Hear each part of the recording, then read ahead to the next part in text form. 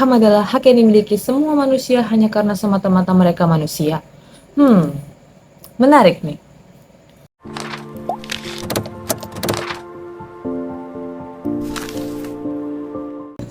Hai guys, saya Vanessa. Dalam beberapa menit ke depan, saya dan rekan-rekan saya akan membahas seputar hak asasi manusia dan kewajiban warga negara. Pada zaman sekarang ini yang kita sering dengar nih, konflik dan kasus-kasus pelanggaran hak asasi manusia. Nah, contoh kecil yang sering kita dengar itu adalah kasus pembulian dan perundungan di sekolah. Nah, kita saling melihat nih, banyak sekali hak-hak yang tidak diakui dan tidak dihormati. Kita saling berjuang untuk memastikan hak dasar setiap manusia itu saling dihormati.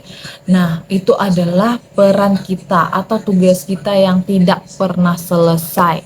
Ini mengingatkan kita agar kita lebih memahami pentingnya hak asasi manusia dan itu peran kita yang paling besar tanggung jawabnya. Jadi dalam video kali ini kita akan membahas tentang hak asasi manusia dan kewajiban warga negara dan sambil mengingatkan nih masih banyak sekali orang-orang di luar sana yang hak-haknya atau orang-orang yang masih berjuang agar hak-haknya diakui dan dihormati lagi nih teman-teman. Mari kita bicara sebentar tentang hak asasi manusia atau yang biasa kita sebut dengan HAM. Jadi apa sih hak asasi manusia itu? Hak asasi manusia adalah hak-hak dasar atau prinsip-prinsip dasar yang mengakui bahwa setiap individu itu memiliki suatu hak yang bersifat inherent, bersifat universal, bersifat tak terpisahkan, dan bersifat non-diskriminatif. Nah, jadi hak-hak ini dimiliki oleh setiap orang tanpa terkecuali hanya karena mereka itu seorang manusia. Dan hak-hak ini melekat pada setiap orang tanpa memandang latar belakangnya. Nah, dari mana sih asal datangnya HAM? Siapakah pencetus HAM itu? Kalau kita berbicara tentang sejarah HAM, sebenarnya sejarahnya itu sangat panjang. Salah satu tonggak penting adalah Deklarasi Hak-Hak Asasi Manusia yang diadopsi oleh Perserikatan Bangsa-Bangsa, yaitu pada tahun 1948.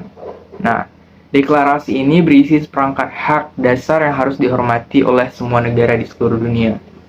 Inilah sebabnya mengapa HAM dianggap sebagai standar universal yang mengikat semua manusia. Dalam sejarah, kita bisa melihat banyak perjuangan panjang untuk mencapai pengakuan HAM. Kalau misalnya kita lihat di luar negeri itu misalnya seperti Revolusi Amerika, Revolusi Prancis, perjuangan emansipasi wanita, untuk hak pilih misalnya. Semua itu adalah bagian dari upaya untuk memastikan bahwa semua orang memiliki hak yang sama di mata hukum. Jadi kalau misalnya kita berbicara tentang hak asasi warga negara di negeri kita, kita juga sebenarnya berbicara tentang perjuangan panjang yang telah membawa kita ke titik di mana kita bisa menikmati hidup dengan hak dan kewajiban sebagai warga negara dengan bangga. Jadi itulah apa yang dimaksud dengan HAM dan latar belakang singkat dari HAM. Apa saja sih hak kita sebagai warga negara? Oke, baiklah kita mulai dengan mengupas hak asasi warga negara. Nah, apa sih hak asasi itu? Yaitu mereka adalah hak yang diberikan kepada setiap individu tanpa kecuali hanya karena mereka adalah manusia. Di negeri kita, hak-hak ini ada banyak loh jenisnya. Yang pertama itu hak untuk hidup, hak untuk berpendapat, hak untuk beragama, dan hak atas pendidikan, lalu masih banyak lagi. Nah, yang keempat ini mereka adalah bagian dari hak dasar yang tak tergantikan dan kita semua berhak merasakannya. Yang pertama itu saya menjelasin hak untuk hidup. Ini adalah salah satu hak yang paling mendasar ya, dalam artiannya bahwa setiap orang yang memiliki hak untuk hidup ini agar aman tanpa ancaman terhadap nyawa mereka. Yang kedua itu kita itu punya hak untuk berpendapat, berbicara, dan mengekspresikan diri kita sendiri. Nah, bagian dari hak ini adalah hak untuk berkumpul dan berserikat dengan orang lain yang memiliki pandangan yang sama. Nah, ini juga penting dalam menjaga demokrasi di negara kita ini. Dan selanjutnya yang ketiga, kita punya hak untuk beragama dan mempraktikkan keyakinan kita. Nah, yang hak ketiga ini dapat menunjukkan toleransi dan kebebasan beragama di negara kita yang dapat beragam-ragam. Jadi kita dalam hak asasi ini dapat berbicara tentang kebebasan dan hak setiap individu untuk merasa aman dan dihormatin. Nah, ada lagi loh yang paling sering kita jumpain, seperti yang melekat pada diri kita sebagai warga negara Indonesia. Nah, saya berikan contohnya seperti yang pertama, berhak mendapatkan pengajaran atau pendidikan yang baik. Yang kedua itu berhak mendapat perlindungan hukum, di mana dapat diperlakukan yang sama di hadapan hukum. Nah, yang ketiga itu berhak menggunakan fasilitas umum yang disediakan oleh negara. Nah, yang keempat itu ada juga berhak mengikuti membela negara. Yang kelima, ada berhak dilindungi hak atau harkat dan martabatnya sebagai manusia. Yang keenam itu ada hak berpendapat, berhak untuk mendapatkan politik dan mendapatkan pelayanan kesehatan, mendapatkan pekerjaan dan lain sebagainya. Nah, jadi seperti itulah yang dimaksud setiap orang itu wajib memiliki hak sebagai warga negara. Tapi tidak hanya tentang hak teman-teman, kita juga punya kewajiban sebagai warga negara yang dimana perlu kita ingat dengan hak datanglah tanggung jawab.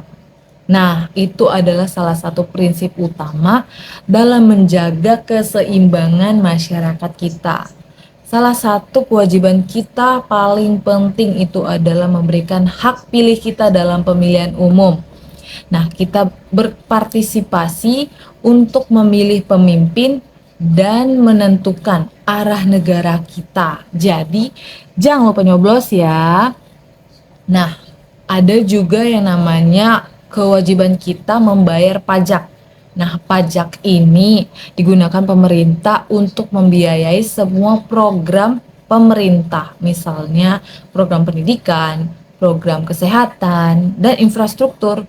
Nah, dengan kita membayar pajak, kita ikut berkontribusi dalam membangun dan mensejahterakan negara kita ini.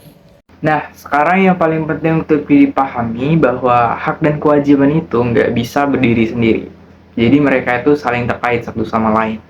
Misalnya, hak kita untuk berpendapat itu harus digunakan dengan bijak dan bertanggung jawab. Itu artinya kita harus menghormati pandangan orang lain meskipun berbeda dengan pandangan kita. Kita juga harus taat pada hukum. Hukum adalah aturan yang memberikan kerangka kerja bagi masyarakat. Tanpa hukum, semuanya itu bisa jadi kacau. Jadi, menjalani kewajiban untuk taat pada hukum adalah cara kita menjaga ketertiban dan keadilan. Terakhir, kita juga punya tanggung jawab untuk menjaga masyarakat kita. Itu artinya kita harus peduli dengan lingkungan sekitar, membantu mereka yang membutuhkan, dan memastikan bahwa kita itu sudah menciptakan tempat yang aman dan ramah bagi semua warga. Jadi intinya, agar hak-hak asasi kita dipenuhi, kita juga harus melaksanakan kewajiban asasi yang kita miliki. Jadi teman-teman, dalam video edukasi kali ini kita telah menjelajahi konsep hak asasi manusia dan kewajiban warga negara, yang dimana hak-hak ini memberikan kita kebebasan dan martabat bagi kita semua. Sementara kewajiban adalah bentuk tanggung jawab kita dalam menjaga negara kita yang besar ini. Jadi marilah kita mengingat bahwa hak dan kewajiban itu harus saling mendukung, dan kita memiliki kekuatan untuk membangun negara ini menjadi tempat yang hebat dalam kita melakukan hak dan kewajiban dengan bijaksana. Terima kasih buat teman-teman yang sudah mau menonton, dan semoga ilmunya bermanfaat, dan marilah kita sama-sama menjaga negeri ini agar menjadi lebih baik, menjadi lebih hebat, agar kita hidup lebih layak di dunia dan di Indonesia ini. Terima kasih. Bye.